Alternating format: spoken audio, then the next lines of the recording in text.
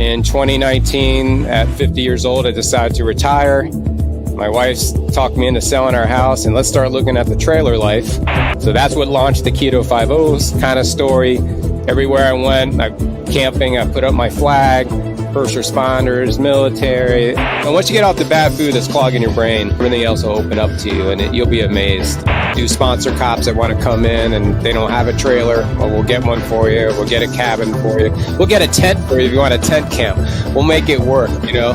My kids call me crybaby. They make fun of me. Did you cry in this podcast, Dad? I go, yeah. Or, without the stress of the job, we still have the lineup and the camaraderie. Welcome to Respond Resilience. Today we're speaking with Eric Reynolds. He's a founder of KetoFiveO and Cops and Campers, two different amazing organizations. And he's also a sports nutritionist, health advocate, and he's a retired Boynton Beach police officer. He's got some great stories and great tips and tools and wisdom to share about all of that. We're going to be talking about law enforcement experience, overcoming PTSD, heart disease management, ketogenic diet advocacy, weight loss journey, founding KetoFiveO, and the Cops and Campers Initiative. Also some info on family influence and the RV lifestyle. We'd like you to like and subscribe. YouTube, Respond to Resilience. Facebook, Responder Wellness Inc. and Responder TV. LinkedIn, Apple Podcasts, Spotify, and check out our website, respondertv.com, for past episodes and guest information. We'll be right back to speak with Eric after this. In this family, more of us die by our own hands than by the hazards of the job. In this family, up to a quarter of 911 telecommunicators have symptoms of post-traumatic stress. In this family, our mental health and wellness are in crisis, while responders are quietly suffering. In this family, many struggle with job-related stress, burnout, trauma, sleep disruptions, substance abuse, and relationship problems. In this family, we can help the helpers. With vital information and resources, resilient strategies, and success stories of overcoming the obstacles. In this family, no one is alone. Welcome to Respond to Resilience with co-hosts retired Lieutenant David Dashinger, Dr. Stacy Raymond, and Bonnie Rimley, LCSW EMTB.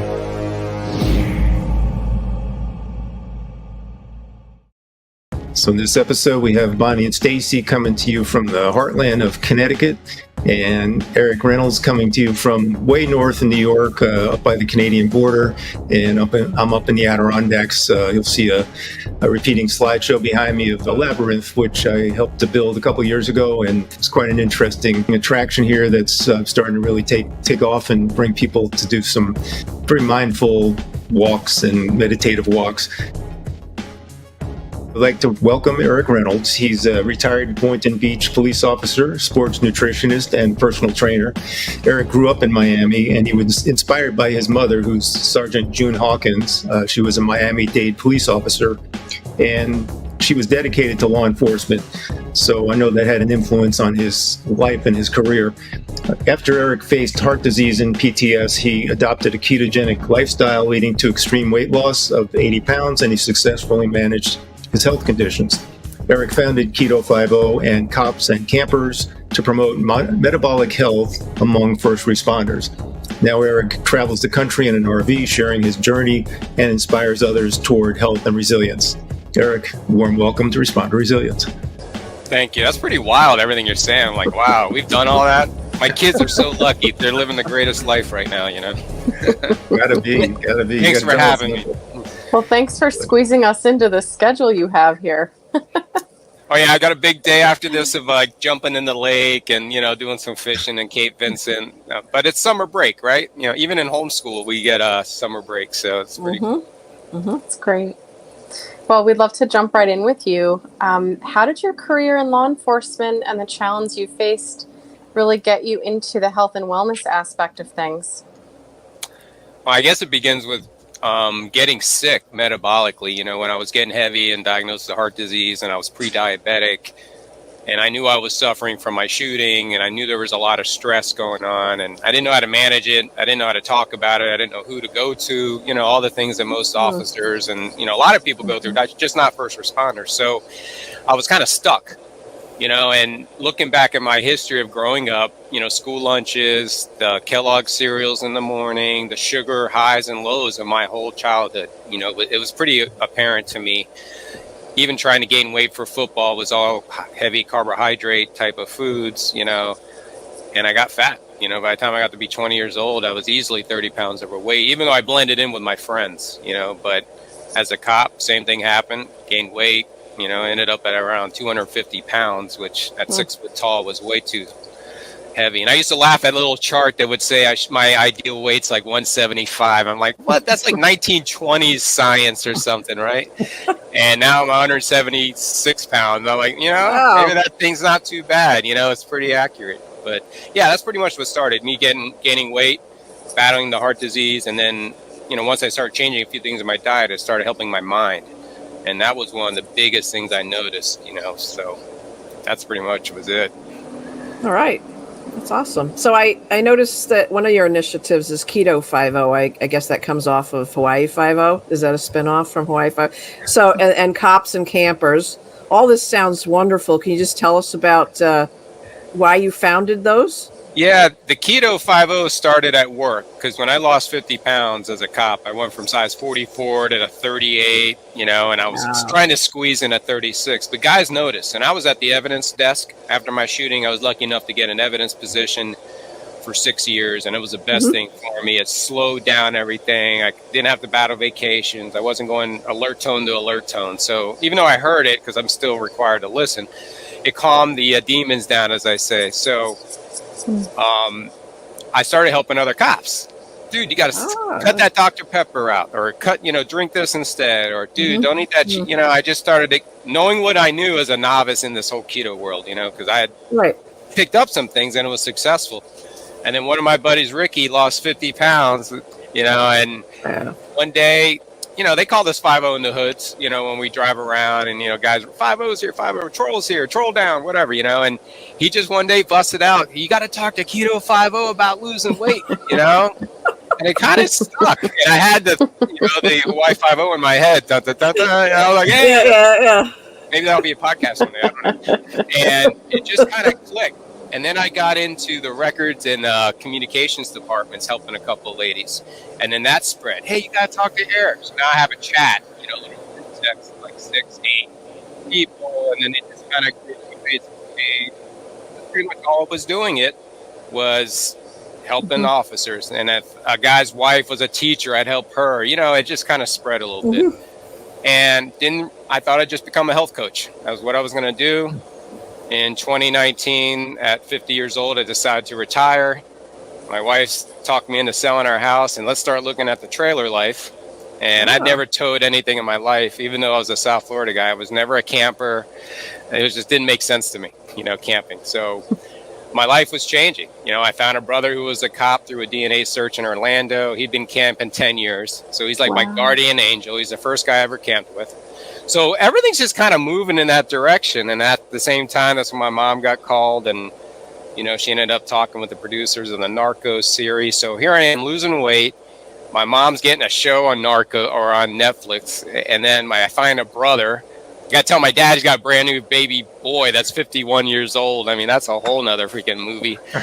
So it's just all this stuff was going on. And here I am down 50 pounds, feeling great. And I did a couple podcasts from, and a guy asked me if I wanted to go to nutrition school online during COVID and kind of give me some documentation for the personal training, the health advocate, the health coaching, the resistance training that I train in, and just kind of give me more of a specialty in it, and I was already doing it. So, all right, so I did it. So that's what launched the KetoFiveO's kind of story. Everywhere I went, camping, I put up my flag. First responders, military. Oh, you're too young to be a cop. Who's the cop? And we just have a good time talking. And then it goes into metabolic health. It goes into PTSD or PTS. I'm trying to drop the D. Kevin Donaldson was on me when we were hanging out at Cops and Campers last week. You got to drop the D. I'm like, all right. Yeah. Right. Because it makes sense. I know it, but it's just been used so much. It's like ingrained in my head. It's hard to get away from it. Yeah. So. And, we would talk. Some guys would talk about some trauma that they had. I would talk about my shooting. Their wife might even talk to my wife about being the wife of somebody, or a spouse. And it was feeling really, I like doing this, and I never was ended up charging anybody. I just helped them all the time because someone had given me the gift and I'm just spreading it. I can make, if I got to sell T-shirts or if I got to get a part-time job, that's what I'll do,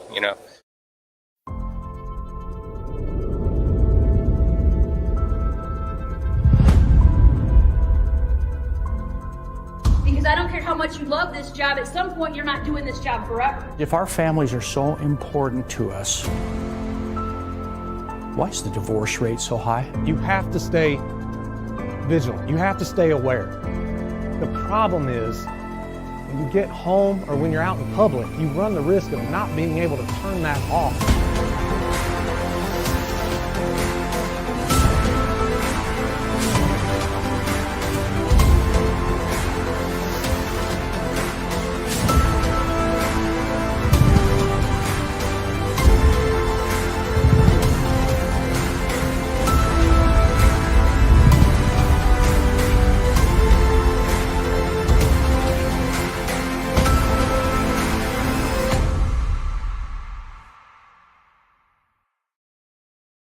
At a campground in upstate New York, actually it's Accord, New York, in the Hudson Valley area. They told me got rolled up and told me to take down my flag, my police thin blue line flag. And I thought he was joking because military guys and first we like to bust each other's chops, Yeah. And I thought it was going to be like a fireman joke, like, why God made firemen so policemen have superheroes or something like that, or have heroes. I was always getting the, fire guys jamming us up. So he was serious though. Real serious about it. And then he even said it, take down your thin blue line flag. And he didn't get out of his golf cart. He didn't walk up to me and introduce himself. So automatically I'm feeling disrespected. So, see, we hit a nerve. I start getting worked up again. Damn. So I calmed down and I'm like, let me record this. I don't know why. I mean, I was never a guy who wanted to be recorded. And now I'm on the other side of it. So I'm recording this guy telling me to take down the flag, and I lost it. I got really angry really fast. I hadn't been there in so long because things were good, right? All this other, I'm camping. And I got in the red so fast, man. I'm glad it wasn't worse. I walked away. Manager came over because he tells on me and tells me to take down the flag. The whole thing continues. I go in, my wife's talking to him. She calms it down. I come back out like that guy that wants to go to jail. Like I kick the door. This is BS, and they're like, oh, we just got this guy back in the trailer. It's like the cop that shows up that riles everybody up. And now I'm that guy. And, my kids are around, so I feel guilty for that. So they ended up, I put the flag in my truck because at the time it was in the ground. They own the ground, technically, the rules. They don't own the rig or your vehicle. So I put it in the truck, and I'm like, I'm going to sleep on it. All my buddies are like, I'd leave that campground. I'd get out of there, and I slept on it. And then that morning, another officer, an older guy, walks up to me and says, hey, man, they told me to take down my flag. I think it's BS. I go, you know what? So do I. And I reached out to a couple of people I know, like Law Enforcement Today. They did an article on it. Yeah. It started catching up some momentum, and then Hudson Valley News did a story on it, and then Thousand Trails was getting complaints, and then they suspended me from the camping group. So now I'm suspended for 2 months. Here I am, 50 years old, just trying to camp. Now I'm suspended. There's all this drama going on about my thin blue line flag, or our thin blue line flag. Yeah. So I ended up 4 different campgrounds in upstate New York, from Ogdensburg, Cape Vincent, Stowe, and Ithaca invited us to stay over those 2 months. They said, bring your flag, your rig, and your truck. You're staying with us. Good. And we ended up going. And every place I went to, I met local cops, first responders. Here we are camping again. Now we're talking about more stuff. And then they had a rally back in Accord, New York, at that campground where the New York State Police stopped us. I was in a parade. It's like a movie, dude. Like Ferris Bueller's Day Off. Like everything that was happening was insane. So we're back in Niagara Falls, and I'm like, we're going to do something called Cops and Campers, because I had done a brief documentary in something called Cops and Cabins, where they took 7 to 8 of us into the Blue Ridge Mountains We hung out all weekend. It was camping therapy. It's the first taste I had in it. I'm actually about 245 pounds in that video. So later on when I saw it, that was part of my journey. I go, I got to get better. So anyways, we started Cops and Campers. Uh-oh, someone's getting pulled over. Yep. That's Bonnie's office. We always have the the siren in the background because she's. Are right you in the across fire street. station or something? I'm right across the street. Yeah. Yeah. So Eric, anyway, the Cops and are Campers you- thing pretty much started because of that incident, and it's been awesome. Yeah.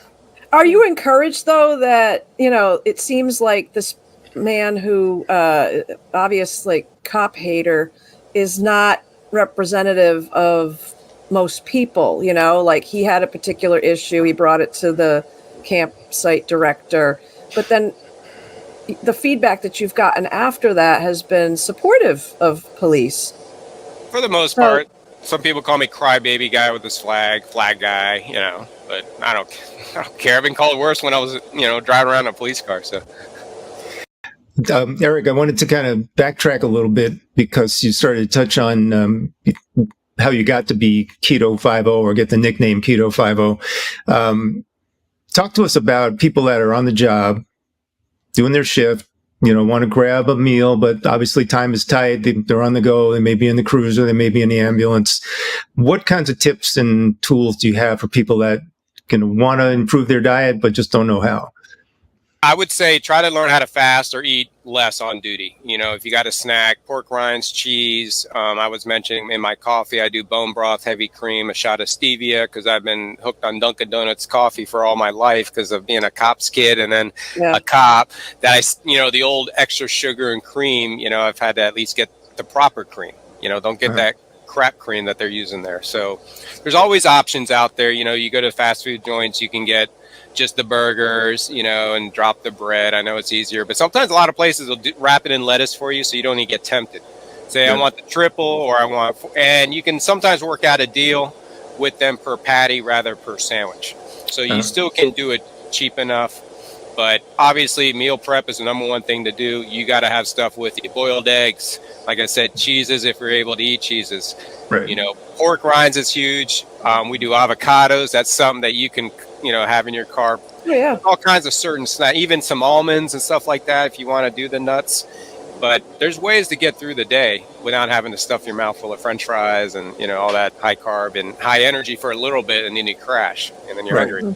Sure, you got to take an initiative and prepare your food, bring it with you if you want to have total control over your eating during work hours, and then we're starting to see more people do that, but it really takes that that dedication and commitment to go the extra mile, and sometimes you're in a firehouse, you're the odd guy out. Everybody else is eating their pasta and whatever they eat, and you're eating something completely different. So, but I've seen people do it successfully and maintain. So it's definitely it's possible. We use a low-carb pasta, like cassava pasta, my wife will use for the kids. So there's other alternatives if you still want to get it in. And we're the oddballs at a family gathering. We have our pasta, and then the family has their crap pasta. That's just the way and they know it. And we've had to train them as well. This is how we eat. We're trying to be osmosis, let them eat our stuff. But, that comes with time. And, Well, as being one of those first responders who was eating through COVID, I gained 20 pounds during COVID. And so I'm a prime example of what you're talking about. But what's the advice that you give people for that mental part? Because we all know that behind the eating is the emotions. We're either stuffing the past, stuffing the present, whatever it is, we're eating it. Yeah, we're trying to cope with the stress with food. So what kind of advice do you give cops, other first responders who there's an emotional aspect behind that? Well, I always suggest some type of therapy of some sort to really get to, and it could be art therapy or it can be some of the cognitive stuff that's pretty popular and that I'm looking into also, because I'm open to everything.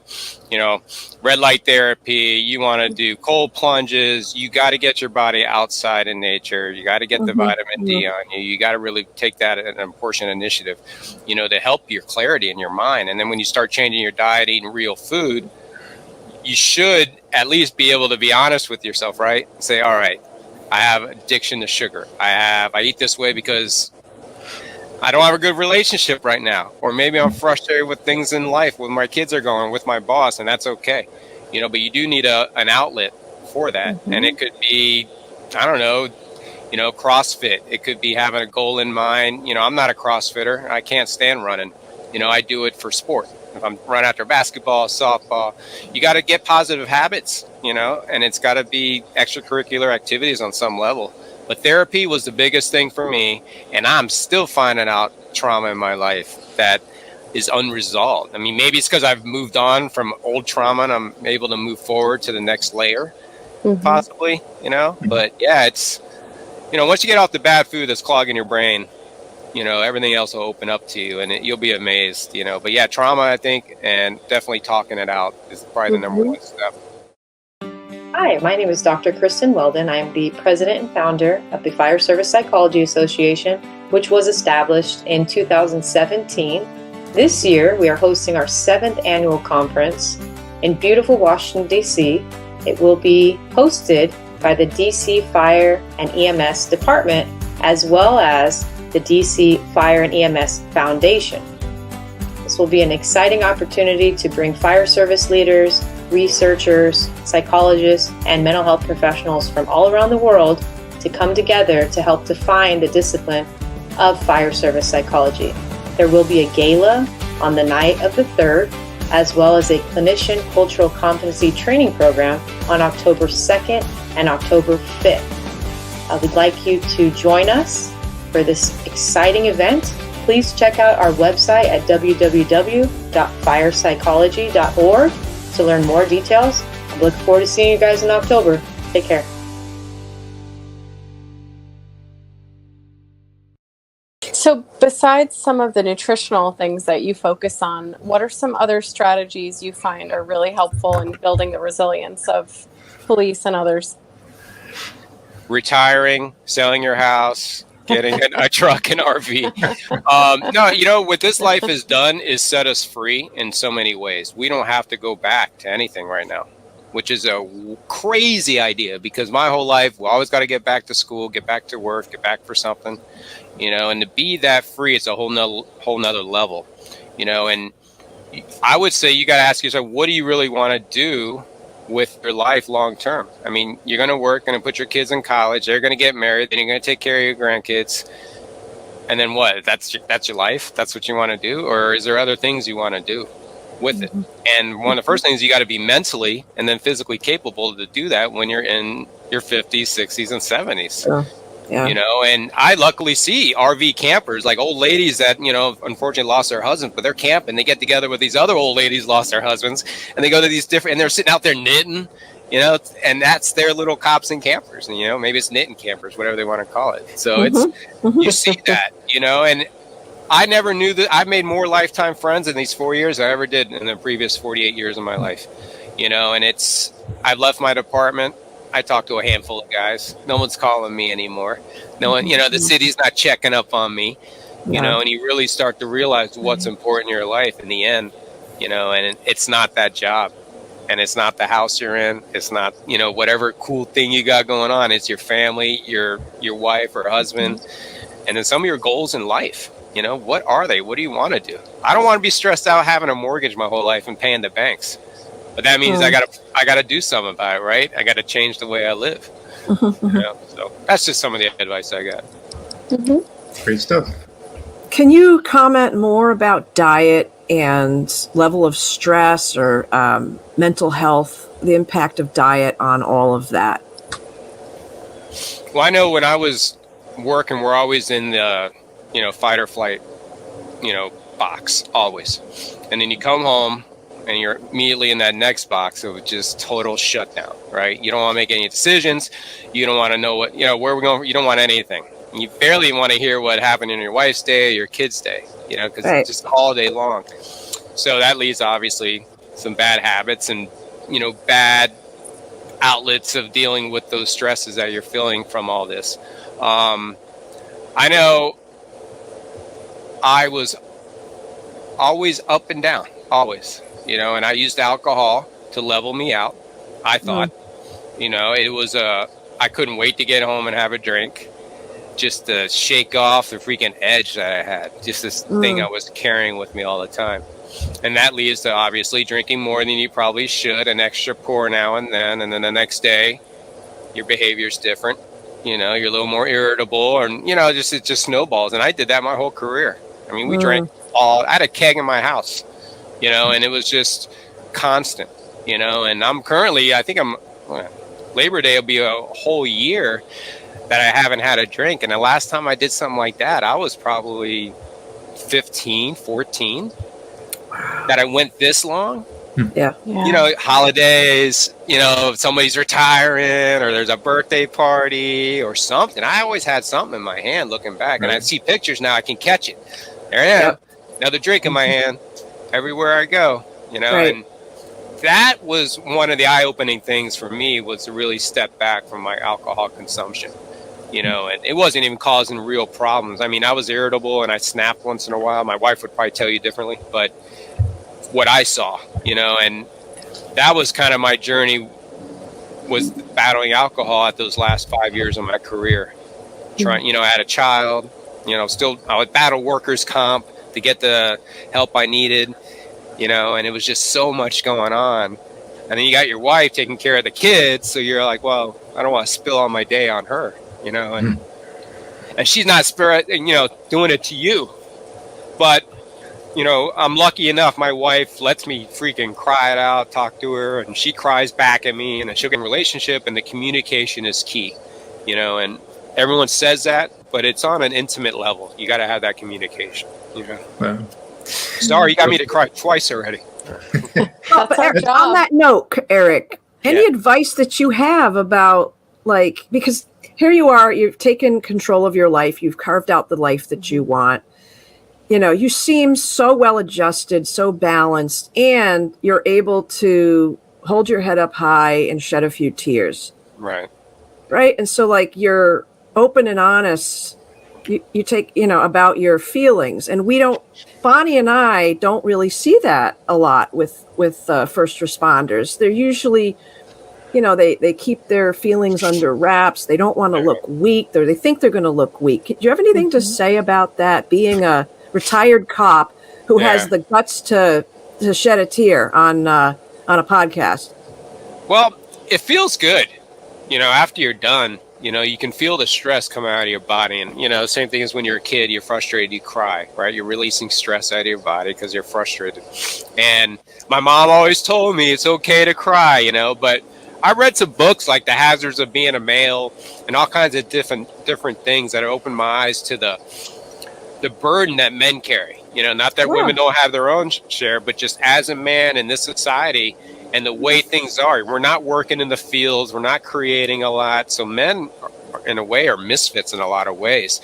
And that leads to a lot of these relationship issues. But when I cry and I tear up, it's because I go back there, obviously, and I'm in that moment. But my kids call me crybaby. They make fun of me. Did you cry in this podcast, Dad? I go, yeah or no. And, but they know it's all about. And when we get together, I mean, you know, we have these guys talk at these little different groups, and guys break down, you know, and it's all right. Yeah. And no one's judged. I mean, nobody can even walk in my shoes, so I don't even worry about, you know, what they're going to think about it. You know, I've lived it. I'm still living it. And I've helped so many people that reach out and say thank you. So that's kind of, you know, the motivation behind it. And I can't stop it. I tried, man. You know, I'm trying to work on talking. Oh, yeah, there's no need to stop it. You know, because there is actually evidence, there's research to show a link between cardiovascular disease and emotional inhibitedness in men. Yeah. Yes. Oh, yeah. Yeah. And it's there's like also, Sanford and Son, right? Oh, the big one's got me because I never freaking let out the stress, right? Yeah. But, you know, people also don't realize that we release certain calming chemicals in our brain when we cry. We are hardwired to cry. And when you try to thwart that process and stop it and stuff it, that's what we start to see is people can't cope anymore because there's never a release valve being opened. So if anything, what you're doing is teaching others and your own kids to open the valve and that it's okay.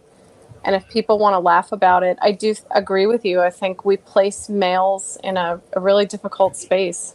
Yeah. Where they need to hold the weight of the world and be tough, and crying should be part of that. Well, one of the things I realized was, my parents have been married 8 times, right? I've been in 8 different schools for high school. Wow. So going back to my childhood, I always had food on the table, roof over my head. But there were some other things going on. You go see your dad again, he's got a new wife. You're like, And I realized that trauma, and then you get into this job of trauma. Yeah. And then at the end, you're retired, and now you've doubled up, tripled, whatever, all the trauma you've got, and you haven't handled it, right? And that's been half the battle. I mean, our suicide rate is insane because guys don't know how to release it. I think if we cried more, maybe it would help a lot more guys, because therapy is what did it. When I broke down and cried in front of my freaking therapist and let it out, it was the first time I felt safe, That's awesome.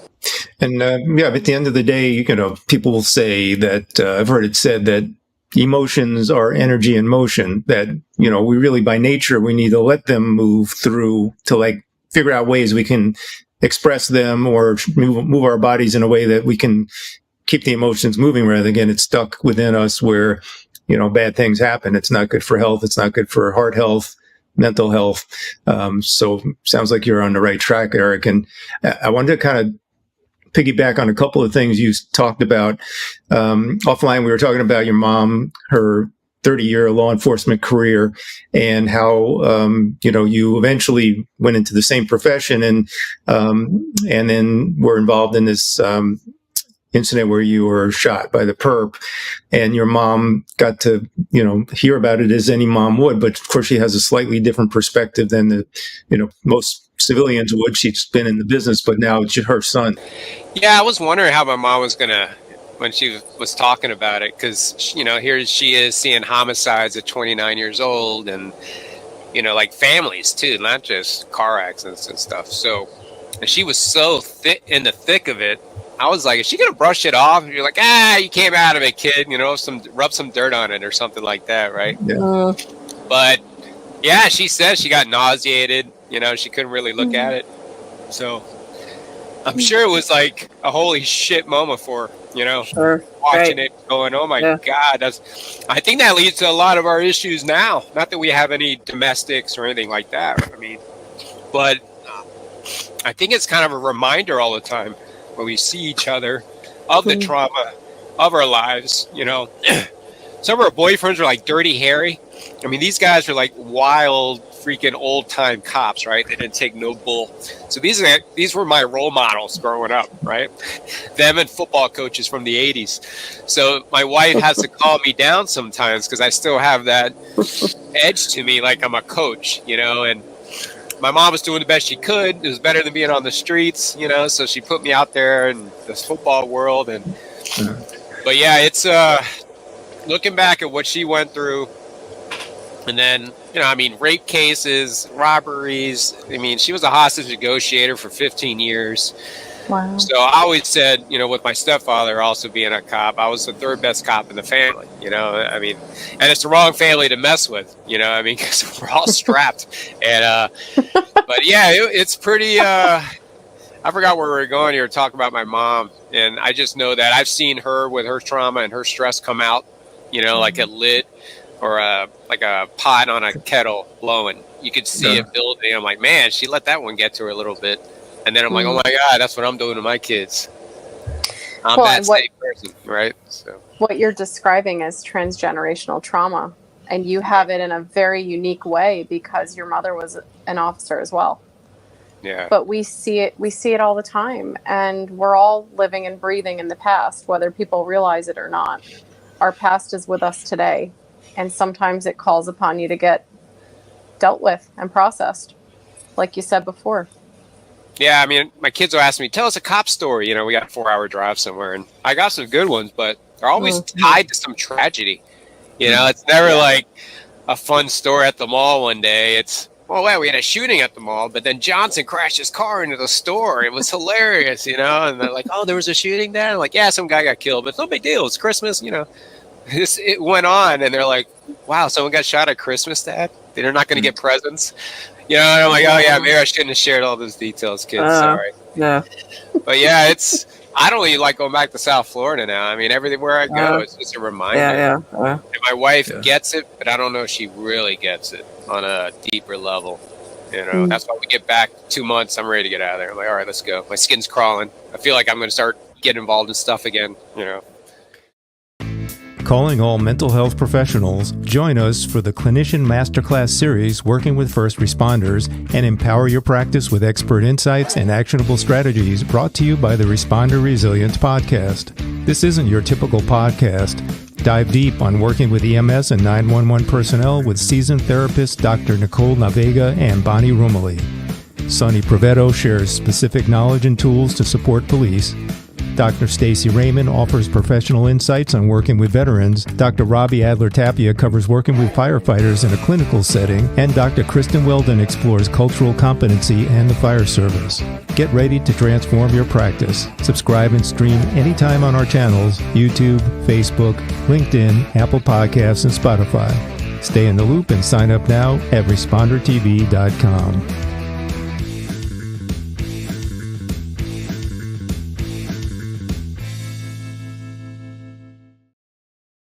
Yeah, it's so interesting that you kind of gravitated to New York State for a lot of your camping. Is there any particular reason, like what brought you there and what do you love about it? Well, my wife's from Brooklyn, New York. She grew up in the Flatbush area. If you would have told this Miami kid I was going to end up with a New Yorker, I would have said, you're out of your mind. But she was so sweet, and she wasn't all Brooklyn anymore, so I didn't see it right away. And when we went to Niagara Falls in 2021, when we were starting our journey, it was her idea to go a couple hours outside of New York so her family could come see the camper. And, hey, I haven't seen you guys in a long time. And that's when the flag thing happened. So in a way, it brought me there for a reason, And since then, that campground, by the way, whole staff's been fired. They're flying the thin blue line flag proudly there now. So even the policies have changed. So, yeah, we won the war. Yeah. You won. Awesome. Well, it's also a great thing that, from what seemed like a crappy situation now, it kind of flipped it for you now, where your other campgrounds embraced you, welcomed you, and sounds like you got a little kickstart publicity-wise after that event. Yeah, it was great, though. I mean, pro-cop pretty much everywhere I went, and I don't think people know the history of the Thin Blue Line, going back to the Red Line, back when the Scots beat the Russians to help the Brits. I mean, it goes back to how that line didn't break, and I try to tell people it's the difference between order and chaos, and we're the line in between, and it moves. It's fluctuating depending on laws and what the society wants. There's no definitive way of doing things, and I saw that Thin Blue Line my whole life. So when people are like, it's a racist, I'm like, what are you talking about? I got cops on my body with that Thin Blue Line, and it has nothing to do with racism, so it's that's a whole other topic, another day. So. I do have one other topic I'd love for you to talk to, and that's cops and campers. It sounds like it's kind of a tribal gathering sometimes with you and the other officers and their families. Can you talk a little bit about what you guys do, how there's community? What do you do during those times that you're spending, hanging out together in a campground?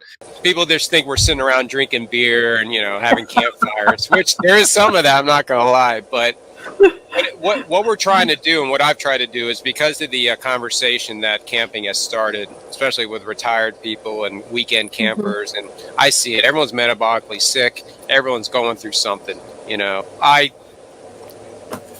started to see, talking to these guys, they would ask me, what am I using? What kind of butter do you use? What kind, so I started opening more into the kid. This is the product I use. These are the kids. It's what our kids eat. And then I was like, man, I should get someone to come talk at one of my Cops and Campers event that is relatable, and it could be about PTS. It could be, I had Vance Yoga or Vance Rowe come and do yoga rescue Friday, Saturday, come, get the guys stretching with their family. Some goofy stuff they're not used to doing. They probably feel uncomfortable, but their kids loved it because they see dad, trying to touch his toes or something, And then we ended up having, at this last get-together, Dr. Robert Kiltz came out and talked about metabolic health. He's more heavy in the carnivore, especially as an elimination diet to get yourself right. And then you can start adding things in to see what, direction you want to go if you're trying to heal your gut and all kinds of other issues. Mm-hmm. Kevin Donaldson talked PTSD in his book, Man, You're Crazy, and his relationships and stuff that's happened in his life. And then the two guys I really wanted to hear it out of all the people that came, there's a lot of full timers that are already there. They're cops too. So it's like a home game. But the two guys that really wanted to hear it heard it. And we talked about it. So the seed was planted, for them to look at their metabolic health with retirement coming. Let's really look at yourself and let's see if we can fix you. We got to lose the fat. Let's burn that energy. It's extra fuel. Let's get through it.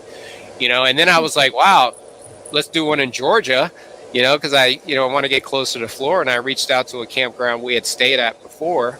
And they were like, yes, we'll lock out the calendar, whatever you need, So I'm starting to see all across, there's a bunch of support and they want us to come.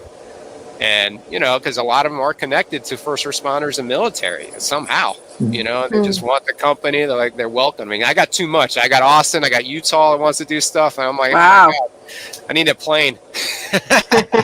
Yeah. Thanks. What a beautiful gift to those guys who are nearing retirement, that you gave them some new wisdom and a new possibility for better health moving into that phase of their life. So really amazing to be able to do that. As we wrap up, Bonnie, Stacy, any final thought? I just think it's incredible how you've found a new way of life for yourself that's different than the mainstream. And you're happier, more grounded, more connected with your family, with the earth. And I really am inspired by everything you're doing for first responders. This tribal concept is something that we all came from. So I think it's really neat that you stumbled on it and you're trying to bring it back for people. Thank you. Yeah, it's something special. And it's without the stress of the job, we still have the lineup and the camaraderie, and guys are fishing together now. So it's really cool. I don't have to be there. Guys are getting together on their own now. They're finding a new little network. So that's awesome. What it's all about. Yeah. Right. You really, to sum it up, is really you give them hope, okay, so your body is not what it used to be and you don't really know how to fix it. But there's a lot of us that are in this situation together. You can do something to turn your life around. So I really enjoy the hope aspect of what you offer. Please share with us where people can find you, internet, website, social media, any of that good stuff. Yeah, copsandcampers.com. You can also make donations there if you want. We do sponsor cops that want to come in and they don't have a trailer. Well, we'll get one for you. We'll get a cabin for you. We'll get a tent for you if you want a tent camp. We'll make it work, But I also like to use those funds for, catering, bring in new options for them. Of course, it's going to be, heavy carnivore or ketovore, but there is some good options we can do with the food trucks and nice. And there is individual group settings I want to do. Have smaller groups, 5-6 guys, have you guys come out, and we do have these circle meetups, and it could just be a one-day thing, and then it could propel guys to get out there and get more therapy and get outdoors more. And copsandcampers.com, KetoFiveO.com. It's all the same all over social media. Follow us, help us out on YouTube. You want to see the flag thing? It's on there with our documentary we did on Cops and Campers. So yeah, I'm selling it all. And like I said, we're just trying to spread the word and help guys out and keep guys from getting so lonely that they take their lives. I mean, right. Yeah. So. Well, amazing stuff, Eric. And of course, we'd love to get you here for the labyrinth here in the Adirondacks. So come on, bring your group over and they can have that experience. It's a great place to have an event. It's been a pleasure getting to know you, having a couple of conversations before this interview and hearing you speak today. And thank you so much for all you're doing and for sharing it so genuinely. It's really been a blast talking to you. Thank you very much. And I just sent you guys my cell phone number. You guys ever want to reach out to me? So we can, I'm for good sure. to go. To be continued. Thank you, Eric. I'll see you in Jacksonville in October. Sounds great. All right, thanks. Thank you. Remember to like and subscribe. YouTube, Responder Resilience, Facebook, Responder Wellness Inc., and Responder TV. We're on LinkedIn, Apple Podcast, Spotify, and go to our website, respondertv.com, for past episodes and guest information. Till the next time, stay safe, be kind to yourself. Take care.